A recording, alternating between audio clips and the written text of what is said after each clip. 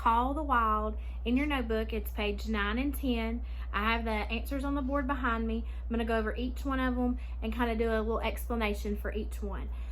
So hopefully everyone's read chapter 2 by now, and so you know what's happened in the chapter. So we're going to go over these questions. I'm going to see if you guys got them right. So for number 1, it says, what lesson did Buck learn on his first day on Dye Beach? And number 1, it says the answer is fair play doesn't exist. That's what he learned when he was out there on that beach that day.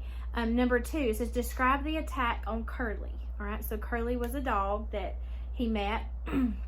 Number 2 says the answer is without warning, Curly was struck and cut open. When the wolf struck again at Curly, and within minutes, Curly was dead. So Curly was basically fighting the wolf, trying to defend himself, and the wolf attacked him and killed him. All right, number 3 says list the names and characteristics of at least 6 dogs, and I have 7 of them that I've listed. So the first one is the first, which I feel like is the most important, which is Spitz. He's the leader, he's experienced, and he's mean. So that's what I have for his characteristic. Then we have Billy. He's a good-natured dog. All right. Then we have Joe.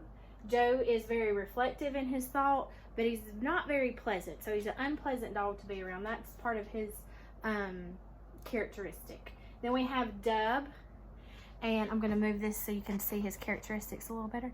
Dub is awkward, and he gets in trouble a lot, and he gets caught doing stuff. Then we have our next one, which is Solix.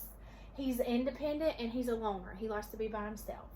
We have Dave. He's also independent, but he's capable. He's very capable of whatever Perrault gives him to do.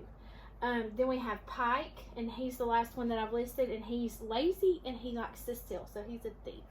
Right, and I'm going to turn this way so you guys can see the next part. Number 4 says, where did Buck's teammates sleep? And if you remember from the movie, also they slept buried in the snow, and why they slept there was because it was warmer than being exposed to the weather. Number 5, who showed Buck how to get through the night? And that was Billy. And that kind of goes along with what we said of his personality, because he's good-natured, so he would be the one to kind of show Buck what to do. Number 6, what did Francisco and Perrault think about Buck? They thought he was a very quick learner. So he is a quick learner. They gave him a task, and he learned how to do it very quickly. All right, then we have number 7, and it's on the back. It says, what was the effect of putting harnesses on Dave and Solix? It says they became alert and active, but it also made them impatient during the delays. So they were impatient during the delays, and I accidentally put this. All right, number 8, why was Buck placed where he was? Because he wanted to be trained. They wanted him to be trained by Dave and Solix, okay?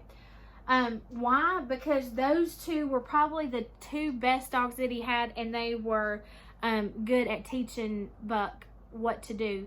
Whereas Spitz wouldn't have been good for Buck because he was too mean, and he wouldn't have taught him what to do like Dave and Solix did.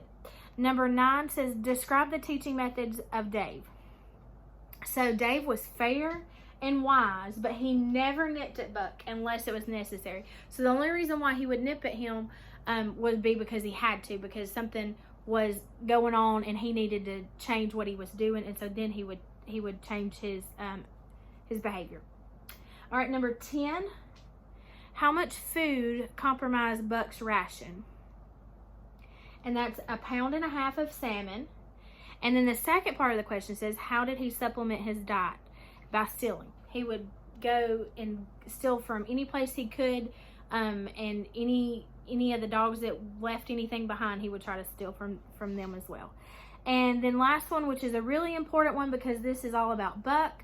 It says, describe the changes that were occurring to Buck. So these were some of the things. He learned to eat quickly, and I hope you guys can see that. It's down there, number 11. Learned to eat quickly, or learned to eat quick. He stole to steal without being caught. He had iron-like muscles. So I'm gonna move this over so y'all can see what that says. Iron-like muscles. He could eat anything, and he learned how to fight. All right. So those were the things that were changing throughout chapter 2 with Buck. These are our questions for chapter 2. Again, it's page 9 and 10. Hope this was helpful.